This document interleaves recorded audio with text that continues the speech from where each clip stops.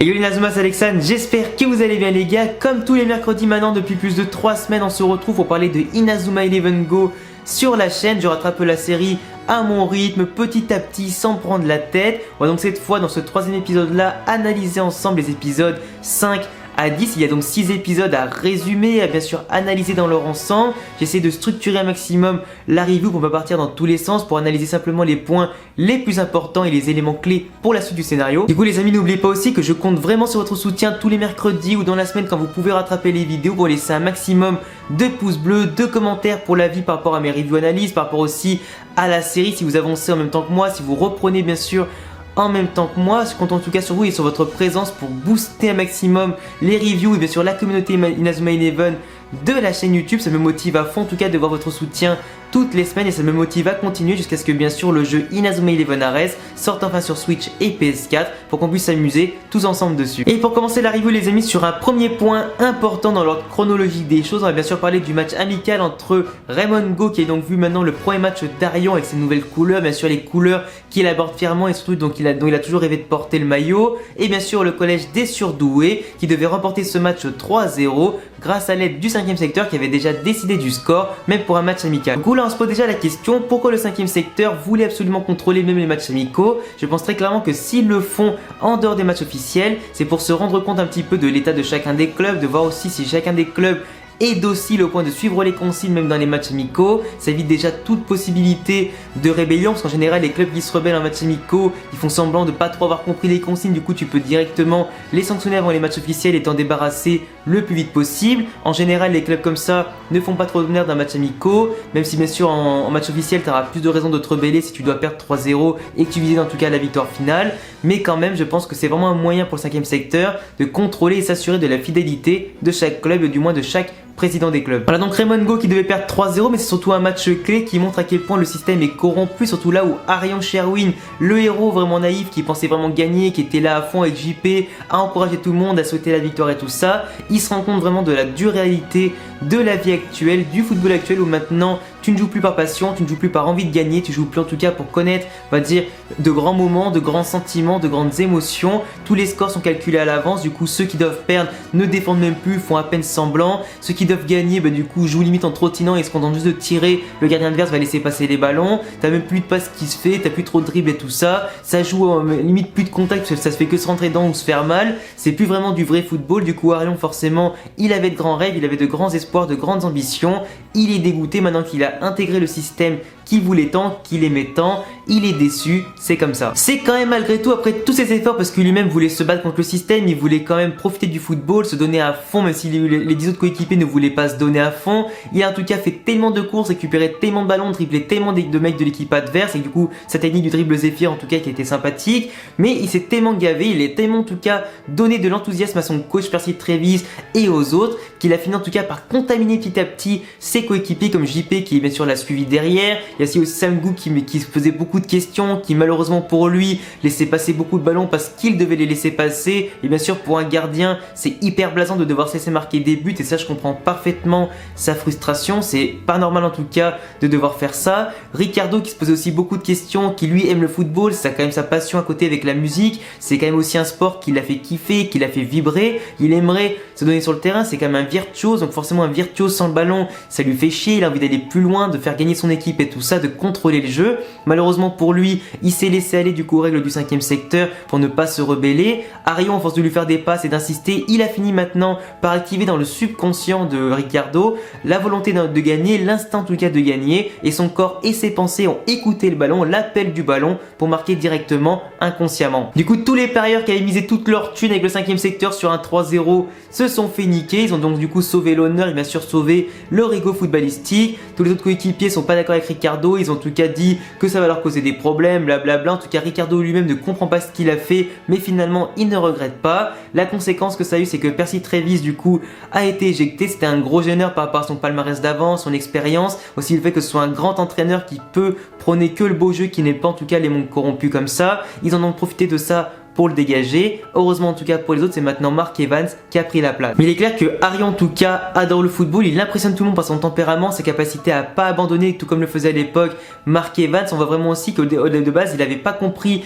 la frustration des gens, il n'avait pas compris aussi le système qui était corrompu et tout ça. Donc quand ils lui ont expliqué, forcément il est tombé au moins de 56 étages et tout ça. Mais maintenant il a compris que les autres aussi étaient frustrés de devoir se laisser passer, dribbler, de ne pas pouvoir marquer, de se laisser du coup les ballons rentrer dans la cage. Il a tout compris, maintenant il va devoir s'adapter à cet univers là. On a donc Mark Evans qui a repris en main l'équipe, qui a donc essayé pendant sa prise de fonction de intégrer on va dire au fur et à mesure l'équipe, de leur redonner envie de gagner, de leur inculquer en tout cas la valeur du jeu, de tous les ressouder du coup en allant sur le terrain extérieur. Il essaie de tous les rassembler, donc au début tu avais simplement JP et Arion, donc après les autres par curiosité etc ont forcément fini par arriver, ils ont commencé à faire quelques tirs et tout ça, donc à suivre les consignes de Mark qui maintenant est un peu plus respecté qu'au début, même si bien sûr il a un grand nom en tant que légende de Raymond, du 11 d'Inazuma et tout ça, sauf que malheureusement la peur du 5ème secteur est plus grande pour l'instant que le respect qu'ils ont pour Mark Evans, donc forcément maintenant ils sont un peu déçus, ils comprennent pas forcément ce qu'il faut faire, ils sont un peu le cul entre deux chaises et limite ils se rebellent plus contre Mark Evans pour le moment que contre le 5ème secteur. Contre le collège de la Voie lactée du coup dans la route du sac, parce que maintenant c'est plus le football frontière, c'est la route du sac, du coup c'est un nouveau nom qui a été donné avec une compétition avec plus d'équipes, plus de moyens,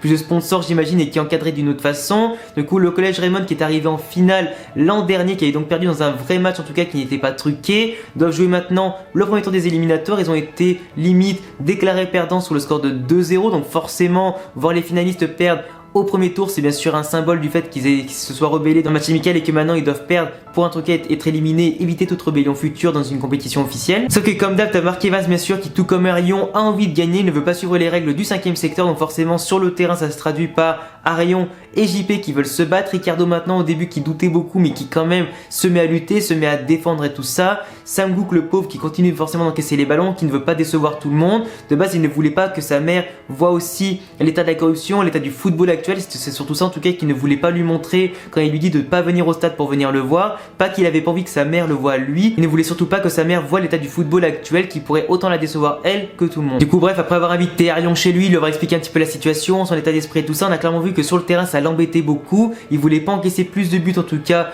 devant sa mère, il en a encaissé un de la part d'un esprit guerrier qui était du coup de la part d'un impérial. Alors je suppose que les impériaux sont en réalité des joueurs du 5ème secteur qui maîtrisent bien leurs esprits guerriers, qui sont aussi bons en attaque qu'en défense avec leur esprit guerrier. Au final je pense que n'importe quel joueur peut devenir un impérial s'il a le talent, la volonté, surtout la passion de jouer au football et bien sûr de l'emporter. On l'a bien vu avec Ricardo dans le match, au début il n'arrivait pas à s'en servir comme il voulait, avec un peu de passion et tout ça, à la fin un peu d'envie et d'entrain, un esprit positif retrouvé. Il a fini bien sûr par le maîtriser pour marquer le but de la victoire, le 2-1, et bien sûr qui signe la rébellion de l'équipe de Raymond contre le 5ème secteur. Mais il faut quand même remarquer les amis qu'à la base Raymond devait perdre 2-0, au final ils ont gagné 2-1, ils ont aussi lutté du coup contre un esprit guerrier qui quand même leur a pas fait tant de mal que ça. On a vu à chaque fois les tirs qui étaient un petit peu amoindris du coup par ça. Sam Gook en tout cas qui a pris ses couilles à deux mains, qui a voulu se rebeller tout comme Ricardo, Arion et JP contre le 5ème secteur. On a surtout une équipe de Raymond Go qui a du coup battu une équipe avec un potentiel assez intéressant, avec un impérial de leur côté, avec seulement 4 joueurs sur le terrain sur 11 qui voulaient jouer et qui couraient. Même Victor Blake du coup sur le coup était blasé. C'est un très bon joueur mais en tout cas il avait analysé la situation. Il pensait que l'équipe de Raymond allait suivre les ordres du 5ème secteur. Finalement que nenni, les 4 principaux ne l'ont pas écouté, ça suffit à remporter le match. Comme quoi l'équipe de la Voie lactée était pas si fort que ça finalement. On voit surtout que Arion et JP ont fait énormément de progrès, qui se battent etc. Et en tant que rookie de l'équipe, du coup en tant que nouveau, ils se sont plus battus que les anciens, ils ont en tout cas plus porté leur coronesse que les anciens. Ça finit par contaminer autant Ricardo que Sam Gook qui ont lutté jusqu'au bout, qui maintenant sont très contents d'avoir fait ce choix et en tout cas de savourer la victoire offerte par la déesse de la victoire selon Mark Evans. Après sinon pour revenir vite fait sur les esprits guerriers, c'est en tout cas hyper stylé à voir. On voit en tout cas qu'il faut un contrôle mental assez intéressant et surtout physique pour les faire apparaître, pour leur donner en tout cas de la puissance, pour leur donner de l'importance en attaque et en défense. J'ai plus l'impression que c'est une volonté de la série en tout cas de faire évoluer plutôt les super techniques, on dirait plus des super techniques super matérialisées si tu vois ce que je veux dire, avec du coup une puissance